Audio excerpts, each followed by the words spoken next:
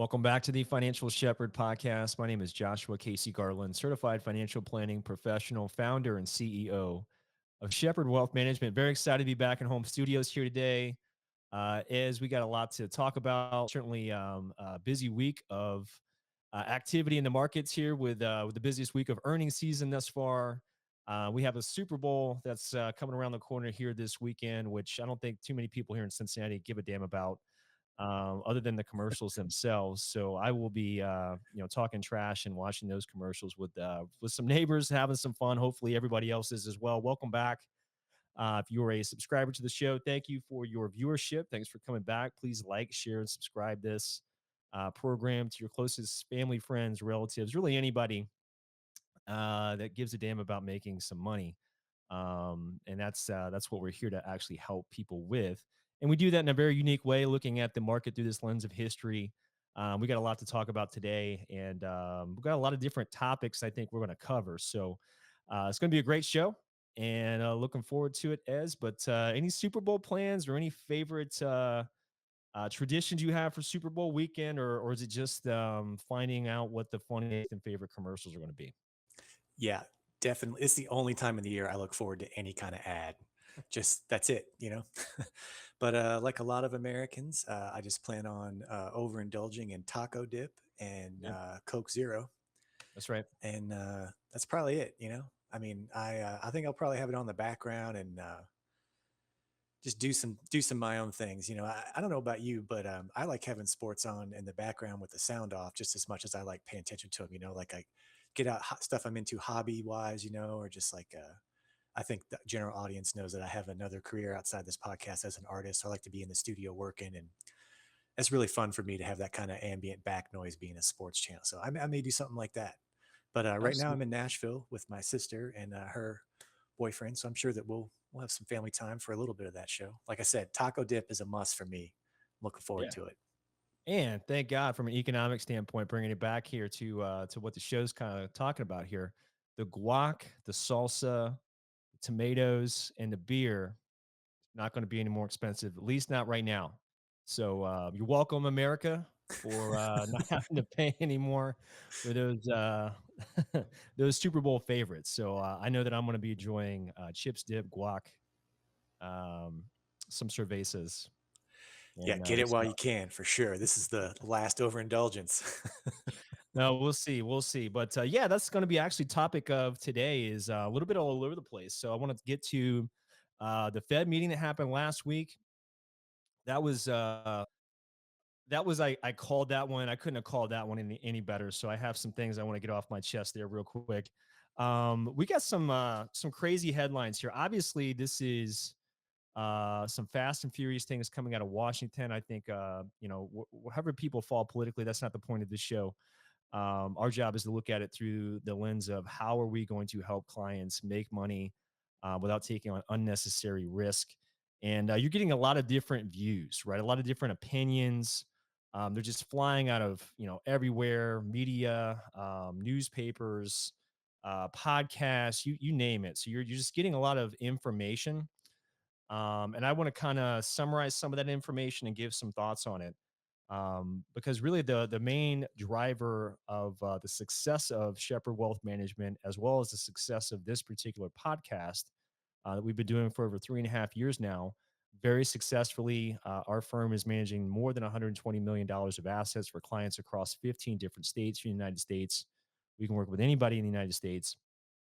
And we started with zero, 3.5 years ago. We are now an SEC registered firm. We've had a lot of success, and it's not because I'm the smartest person in the room. I'm a reasonably smart person. I do check all the boxes as far as credentials, education wise, and experience wise. There's no question about that.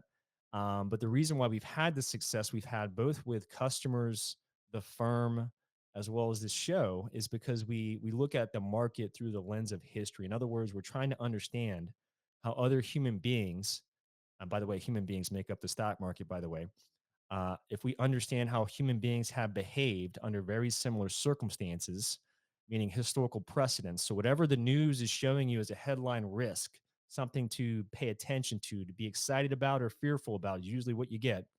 Um, They're doing that so they can sell ads. They are a for-profit entity. There is nothing wrong with that. What we believe the news does a bad job of, though, is providing that historical context, saying, hey, yeah, this is a risk. Here's why you should be concerned about it potentially. But oh, by the way, here's 27 other times we've been through something very, very similar. And here's how the stock market performed. Here's how the 11 sectors that make up the stock market specifically perform. So, in other words, if you understand how human beings have behaved in the past and why you should care about that, by the way, human beings are very predictable. They're probably the most predictable thing on the planet. We haven't changed all that much in a couple thousand years. By understanding that, you're not giving yourself a guarantee of success. But what you are doing is two things that are extremely important. One is you're getting control over your emotions because you're putting things into the right context.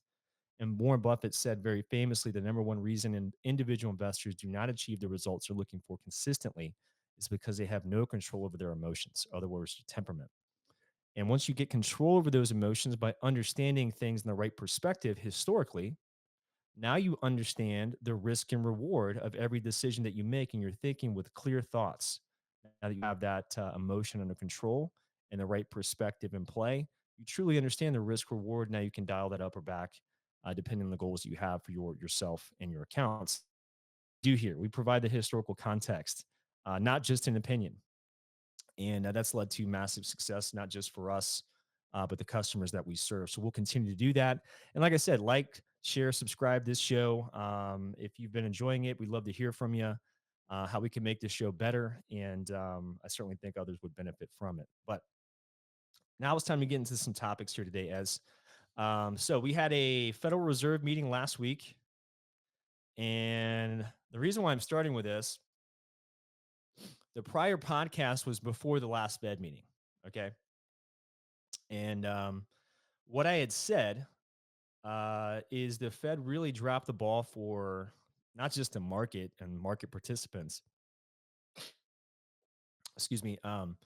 They really dropped the ball from a data dependency standpoint. So for over 2 years, the Fed's had to deal with obviously the public, reporters answering questions. And basically, for 2 straight years, the Federal Reserve Chairman Jerome Powell, and other governors said, "Hey, we need to be data dependent. We need to let the information come in regarding inflation, the economy, and jobs, and everything else, corporate earnings. We'll allow that data to come in. We'll assess the data, meeting by decisions." I've been critical of that data dependency stance for the 2+ years that they've been doing that. But one thing that none of us can argue about is it worked. Over 2 years ago, inflation's up at 9.1%, the highest inflation we've seen since the early 1980s. And the Fed had to increase interest rates at the fastest clip in history to stave off inflation. They were using this data dependency approach. I was critical about it because data dependency means you're looking at data that's stale now. It's not forward looking information, whereas the market is a forward looking mechanism or indicator. And as critical as I and other reporters may have been during that 2 years, it worked. Nobody can deny that. Jobs were not destroyed to get inflation back towards a path towards 2%. We're not quite there yet, but we're damn close, much closer than we were 2 years ago. And it's thankfully because they use a data dependency approach. Now, in their December meeting, they flipped all that upside down. They said, you know what? Some of us are factoring in how this administration is going to be implementing their policies regarding things like tariffs and immigration, and how that might affect jobs, inflation, the economy, etc. And that scared the hell out of the market for obvious reasons. They went from 2 straight years of successful data dependency, meeting by meeting, and now all of a sudden, late last December, they tried to project what they think may happen. Well, in this last meeting, during our last podcast, is the Fed should have came out and said, we have no idea what policies they're going to implement regarding tariffs, as an example. We don't know what things will be tariffed, what industries, sectors. We don't know how long they might be tariffed, how much, et cetera, et cetera. And that's exactly what they said. That's what they should have said in December. They didn't. It caused a lot of volatility that was not necessary. And they should have said everything that they just said in this last meeting in the December meeting. And that's what we called for here on this show. And that's exactly what happened. Fed Chair Powell and all of his Fed members basically threw their hands up at that meeting and said, hey, we actually don't know. how this tariff policy may be implemented and how that may affect things. So we're going to have to be, again, data dependent, which is exactly what the Fed chairman said during that particular meeting. However, here's my takeaway. And this is what we wrote to clients. The S&P 500 had a positive week last week, and that was great because last Monday we had DeepSeek R1 press release that shocked the hell out of the market and specifically tech stocks in general. But we did have a positive week that week. So the market did sell off very hard last Monday. And if we just look at last week in general, we had again that deep seek reaction on that Monday. We had a Fed meeting. The Fed was much more dovish than they were in the prior meeting in December, as I mentioned. They still expect to cut interest rates this year. They're not sure how many times they're going to have to cut them, which is why they're going to go meeting by meeting and now go back to that data dependency approach that had worked so well for them over the last couple of years. So they're now back on that track. Which, before I get to the rest of last week, as I mean, isn't that just frustrating as hell? I know that you're not charged with managing 120 plus $1 million for folks and all the things that we're charged with here. But damn, man. I mean, all he had to say in that, like, hey, 2 years ago, this was an impossible task according to everyone. We had our own reservations at the Fed of how we're going to get inflation under control without destroying jobs. I mean, he could have said that because that would have been very honest and authentic, actually. But you could have followed it up with, hey, it worked and you're welcome. And we have this thing under control.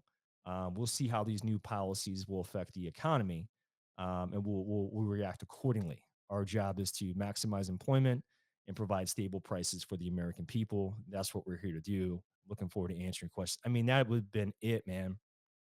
It's frustrating as hell. I know that that's not your job, man, but I mean, just as an outsider looking into all this stuff, it's got to be at least a little bit of head scratching, right? Oh yeah, totally. First off, I just want to say that I don't appreciate your diss. Yeah, I'm not in charge of managing money, but hey, I'm here. No, just kidding. That was just obviously me joking. Um, it is perplexing. I mean, even for someone who is in no way as financially knowledgeable as yourself, but I'd like to think that maybe more than average, um, especially after all of your good guidance and the commentary I've listened to you talking about strategies that you've done over the last 3.5 years of the podcast. But the thing that, for one, the complete switch to back from data dependency was wild. Mhm. But also for how much flack the Fed took for the whole trying to manage the soft landing, right? Yeah. The whole fear of recession that dominated everything. For him to not at least be like, you know, middle fingers to the law. Hey, we got you where you wanted to go. You need to keep trusting us now. For it, Right. like I don't know why nothing like that happened. Him at least being like you said, like it may seem unorthodox, it may seem unexpected, but obviously we've gotten us far to this point, so we're going to continue to trust our view of how to proceed. Even that would have been so much more reassuring. But he didn't Yeah. remind anybody of where he got us, of the soft landing. Yeah, I mean, you got to pound your chest a little bit, man. I mean, if you're not going to give yourself some props, who the hell else is going to? Sure, as hell not going to be the press. No, Um, because I'm sure as you're gonna, we talked about in our pre-podcast notes. I mean, they're still now trying to scare us with a recession that might be coming. You well, know, yeah, I got some so news for you guys on that one. I'm about to get to it here. yeah, I don't want to jump Um, ahead. I'm just saying, like you said, like he at least should have been like, "Hey, where was that recession?" You know? yeah, he could have definitely dunked on a lot of people there, but he didn't. And I'm not here to like dunk on everybody. I think humility is a great thing. I think there's a lack of it in a lot of respects in today's society and culture. But I mean, there was no reason to freak everybody out the way that they did late December, and then the very next meeting in January, to go back to the data dependency conversation. And it's surprising to me that nobody in that press room that was asking the questions didn't say, "Hey, what the hell, man? Last week you were getting off the data dependency thing, and now we're here a couple weeks later and you're back on it. Like, can you help square that one for us, please?" That didn't happen. Anyway, getting back to last week, the market had a lot of reasons to go ahead and give away the great start to this year. It started with DeepSeek. First of all, that was a deep fake, deep a head fake. And the reason for that, that $6 million that they're talking about, as the cost to create this faster, better, artificial intelligence software. I mean, it's just not true. If you actually look at the article that was written by a Chinese hedge fund, by the way, that caused all this volatility. They actually put an asterisk in their own writing that said that did not include the couple years of R&D research. There's plenty of estimates that it cost more than $1.5 billion to actually be able to come up with this technology, and it was falsely advertised at only costing 6 million. So that was an easy call out. And you're also, a little over a week later after this news, um, we're also finding out that a lot of information was actually stolen from ChatGPT. So I don't think any of that is so much of a concern for markets anymore. You're starting to, obviously see that from the recovery from Monday. As I mentioned, last week was actually a positive week for the S&P, even after all of that. Then, of course, we had the February or the January Fed meeting. Q4 earnings have been nothing but phenomenal. We're right in the middle of earnings season. This is the heaviest week of earnings right now. We're going to get Amazon after the bell today. We've already had a whole bunch of other big tech companies and others, but 166 companies have reported so far. That's about 33% of the S&P 500. 79% of those companies are beating their estimates, and those that are beating by a median of 6%. So really good earnings season. Core PCE also came in line with expectations. On top of that, you're starting to see things like shelter inflation fall off a cliff, which is the biggest weighting of inflation. So this is repeatable, no question about it. And as we wrote to clients, quote, there were several, by the way, we write to clients every week here at Shepherd Wealth Management. We're either sending out a Friday blog, or in this case, we're going to be doing a newsletter this week because we're at the beginning of the month. At the beginning of all months, we write a newsletter kind of summarizing what happened in the prior month, why, what does history have to say about it, what we're looking forward to over the coming weeks. And we give our expectations and thoughts on all that and how we plan to meet those expectations with positioning. We send out a weekly blog, and of course, we do this show, podcast every 2 weeks. And on top of that, we actually sit down with our clients, quarterly, every quarter for a quarterly review. And the reason why we do all that, again, I want to help them control their emotions, as opposed to just letting the news help them figure out whether or not they should be happy or sad that day. And the other reason is it does hold us accountable to meeting those expectations. And certainly, if clients' lives change, we can pivot with them very quickly. But what we wrote to them was, quote, there were several opportunities for stocks to continue to decline last week, but instead equities managed to climb higher after the fierce sell off on Monday. Stocks finished in the week a bit softer based on the news of tariffs. So late last week on Friday, there was a deadline for Canada, China, Mexico to come to the negotiation table. Otherwise, we're going to get slapped with tariffs.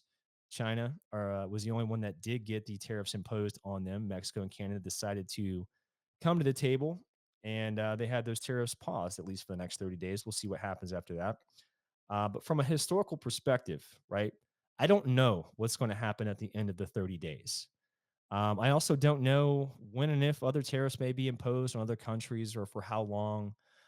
What I do know is, yes, if you were to just take the word tariff and apply it to everything that's shipped into this country, and you never took the tariff off, you have two thought here. You have one which is saying, "Hey, this is a one-time price shock," and not exactly going to cause systemic inflation. You have the other camp is saying, "Hey, this is definitely going to cause systemic inflation. Will be very difficult to manage, of course." And we're not there yet. We're not even close to any of that yet. But I don't know why people have to jump to an extreme. It's like the Gaza Strip conversation. I think all that was about was to get other countries in the region to wake up and say, hey, guys, if you don't want to have the repeat of this over the last 7,500 years, maybe let's do something positive and make this an economic beacon, and actually make some money and have some prosperity here and some peace.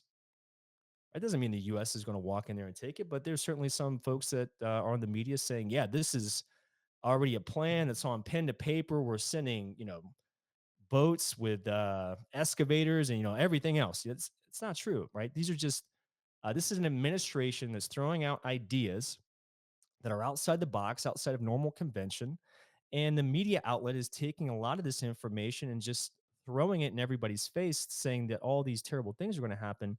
And you have to take all this stuff with a grain of salt, just like the tariff conversation. We don't know when, if, how it will be implemented. So let's just take this stuff meeting by meeting, much like the Fed would suggest. And the stock market did sell off a little bit last Friday based on that news. But of course, all that was based on that headline risk of, hey, your guac is going to be more expensive for Super Bowl. Your beer is going to be more expensive. And that caused a lot of sell off.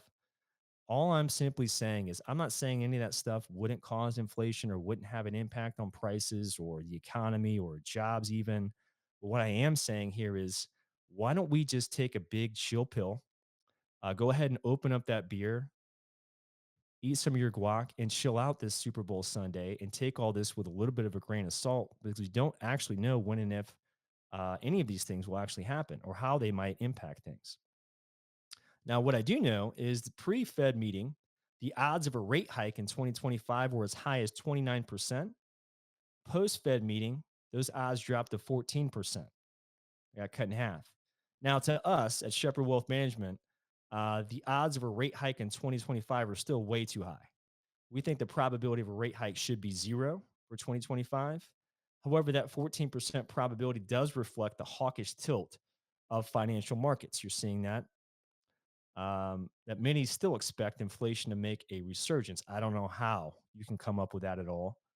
And this certainly contrasts with our view that inflation is set to fall like a rock. And we've written about this for 2 straight years. So you can literally go pull up any of our podcasts over the last 2 years, or really anything that we've written to clients. And you would see that that's in stark contrast to how we view the economy today and how we expect it to perform for the rest of this year. So we have 6 reasons why we think 2025 is tracking better than our expectations. And our expectations for the year was a 14% return, S&P 500 reaching 7,000. We feel like we're trending much better than expected so far. So let me give you these 6 reasons here. As number one, the barometer of the first 5 days of the year being positive. Since 1950, when the first 5 trading days of January are positive, S&P 500 is positive 82% of the time for the year, with an average return of 13%. Number two, sentiment capitulation mid-December to January. So all that volatility that the Fed had caused in the market from late December to inauguration day, that sentiment capitulation is actually a good thing for contrarian view, which is our view, right? When there are investors that are fearful, Buffett says it's time to be greedy when others are fearful. And we certainly want to be fearful when others in the marketplace are greedy. So it's an opportunity for us to take advantage of that volatility. Number three, inflation is tracking softer than consensus view. That's very obvious. The ironic thing after what the Fed said late December that caused all that volatility, their favorite measure of inflation came in that Friday. It came in at half of what analysts had thought it would be. And it's because shelter inflation was a major um, driver of inflation, given that's the biggest weighting. And now we're starting to see that fall off the cliff. Number four, fears of day one tariffs are certainly overblown. Right? We saw that last week. The US dollar is weaker, and that's a very good thing for stocks. As the US dollar comes down, usually interest rates are coming down as a result of that. That's a really good tailwind for stocks. We expect that to continue to happen throughout the year. Number five, cyclical sectors are leading year to date as far as compared to outperformance in the S&P 500. That's also a risk on signal. Bitcoin, small caps, financials are certainly one of the 3 best sectors leading the way here. So cyclicals doing great. And then number six, this is something I'm about to write about in some detail for our clients, but I'm going to drop it here in this podcast today as for everybody.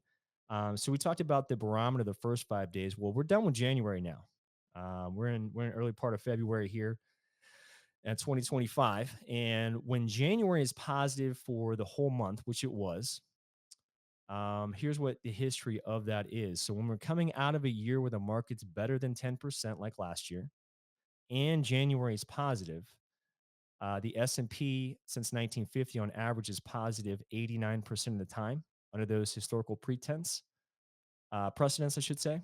And the average return is 19% since 1950 under those historical precedents. So even a better historical outcome to look forward to this year. In other words, we expect double digits this year. I don't know if we'll hit the average of 19%, but that's an average. It could be much better than that. It could be worse than that.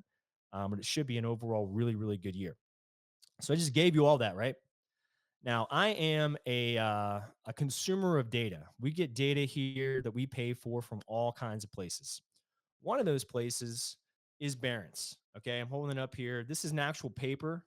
For those that are, tech people, I'm with it. I have the Barron's app. I get the alerts, from Barron's all the time. But I also like the paper. Okay, I like to hold a book in my hand as opposed to listening to Audible in general. Obviously, if I'm driving, I'll listen to the Audible book. But I like the old school paper. And I know I'm not the only one because Barron's is one of the most highly subscribed to financial journals that are out there. I mean, it's right up there with the New York Times.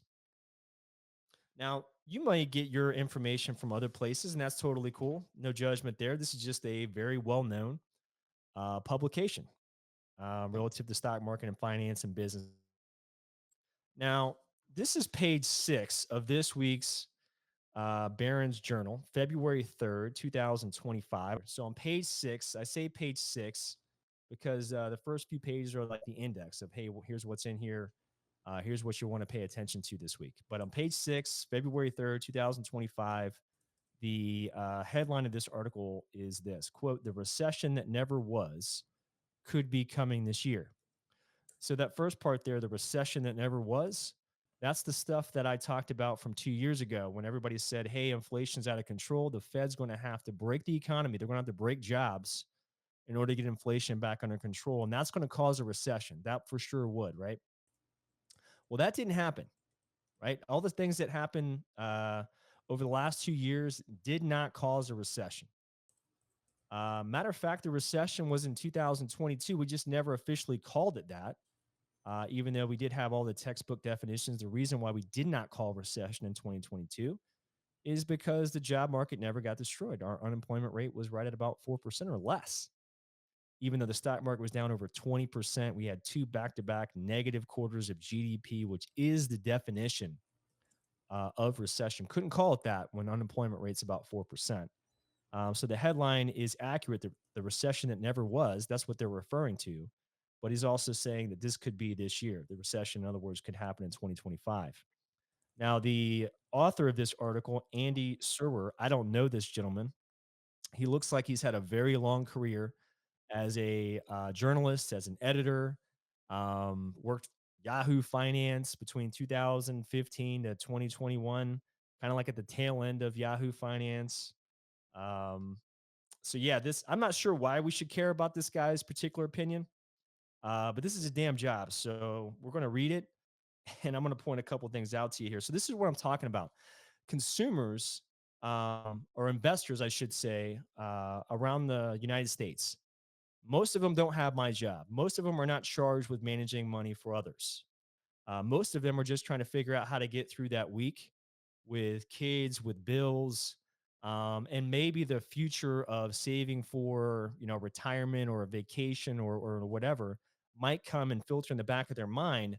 But they have these smartphones that are just blasting them with these headline news. Recession could be this year. Tariffs are going to cause a trade war. Uh, I mean, I go on and on. But here's what this guy had to say here in this article.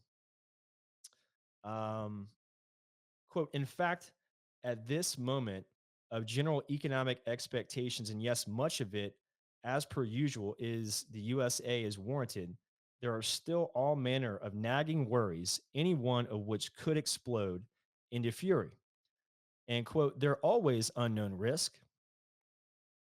If North Korea were to bomb Russia, but if we have known risk, and chief among them is Trump's trade policies, if he enacts tariffs rapidly across large swaths of our import economy, we will see people involved in international trade being laid off and companies going belly up instantly." I mean, I go on and on. I have multiple different sections of this article highlighted here. All this is fear mongering. There's a lot of ifs, buts in all this stuff, you know? Yes, of course. It would be really bad if World War III broke out. I don't think you need to have any sort of background in economics, finance, or quite frankly, if you've never written an article for any publication before in your life, I think anybody would understand that would be really bad, not just for the economy, but for humanity. Um, why is the question that I have. And the answer to the question is why people write this. Again, as I go back to saying, this is a for profit organization. Barron's is trying to make a profit. There is nothing wrong with that. I am a 100% capitalist. I want these companies to do well. I want them to hire more and more people. I want them to continue to invest in their programs, in their everything, because that's just going to simply help the economy. But what I don't really understand is why do you have to do that by trying to scare the hell out of people? Why couldn't you just article and say, "Hey, this is what everybody's talking about. Let's try to understand this a little bit better." Because the truth is, if we were to take a step back and say, "Okay, can anybody actually name, without going to Chat GPT or Google, can somebody name one president or their administration where the word tariff was even brought up before Trump's first term in office, let alone implemented any policies for tariffs? Nobody can name one, not one. Reagan. Great. Reagan, that was the first person to actually give me an answer. Okay. I mean, Reagan. that's the big thing, right? Is like the Paul Volcker years, they tried to tariff everything and it caused a mass Yeah. inflation. I mean, Yeah. So you had that you have that question that's out there that nobody asked. Well, okay, if Reagan was the last president to do that prior to Trump's first administration, that's still decades, right? yeah, Separated apart. Now, I can understand after maybe decades, all right, decades went by, a lot of technology got a lot better. We have these smartphones now, internet's happening. None of that stuff was there in the 80s, right? Decades go by. We can access information better than ever. So I would understand why people would lose their mind the first time you hear the word tariffs being implemented as part of any policy during that first administration. I could understand that at that time because news was went out and everybody consumed it all in one shot.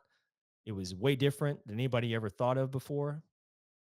No inflation actually happened because it wasn't widespread tariffs. And matter of fact, if you go back and look at the tariff policies at that time, those executive orders were one after the Trump tax cuts. So the tax cuts were offset by some of the tariffs, of course, but the tariffs were specific to industries such as washers and dryers, steel. You can go back and look at all of it. It was very specific. It wasn't wide based. That was, in fact, a trade war. This is more, hey, I just want you to come to the negotiation table because it's not about trade, really. It's really about, drugs and illegal immigration. Although people took the idea of tariffs and went right back to 9 years ago, like, oh my God, this is going to cause a problem. Well, the history of it said there really wasn't a problem, any way, shape, or form there as it relates to any of that. So, I guess what we're really here to say is politically, I don't really give a rip one way or the other. I think people should have the right to protest. They should have the right to freedom of speech. They should have the right to feel however they want to feel.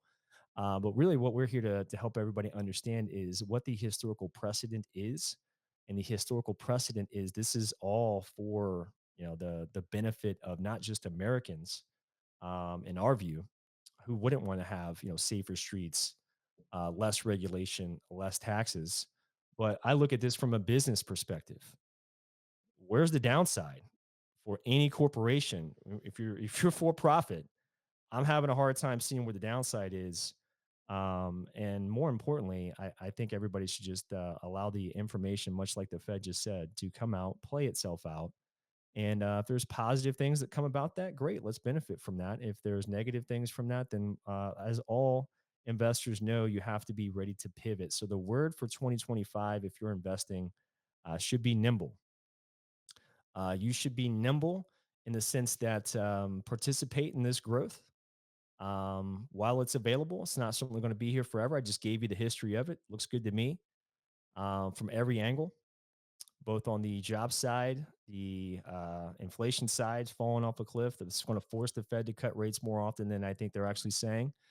All of which is really, really good. Now, if that were to change, if the article is in fact correct that these tariffs are going to be wide and affecting everything that's imported in this country, and that causes some inflation, well, I'm not going to sit around in stocks, guys. We're going to do something dramatically different. So the word for 2025 should be nimble and patient, I think is the right way to approach this thing. So we're appreciative of the opportunity to be able to help people understand that, yeah, this is a problem, man. I mean, I don't care if Barron's wants to make a make a profit.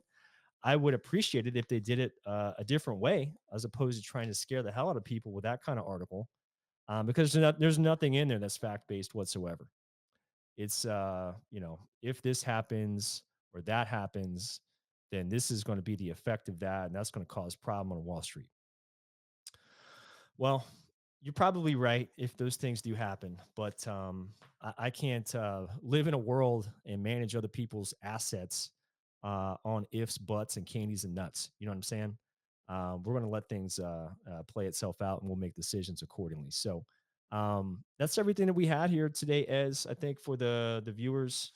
Not sure if we missed anything at all. I kind of checked off everything on my to-do list. And we look forward to doing this in a couple of weeks, which will put us checking the calendar here right around the 20th of February or so that week. Join us again for another Financial Shepherd podcast. We'll have a lot more of information to go through with these earnings reports. Who knows? There might be a whole bunch of other headline news that we haven't even gotten to think about yet. It could be something to consider here as well. So definitely want to check out the program, and we'd love to hear from you. So you can leave us, any of your questions right here on our YouTube page. You can go to shepherdwm.com and find out a whole bunch of information about our firm, what we're here to do. And until then, we wish you all a great Super Bowl weekend. Enjoy that with family, friends, and I hope your favorite team wins and you get to enjoy all the wonderful commercials as a result of all the folks watching the Super Bowl. So have a great rest of your day, weekend, and we'll see you guys in a few weeks. Take care.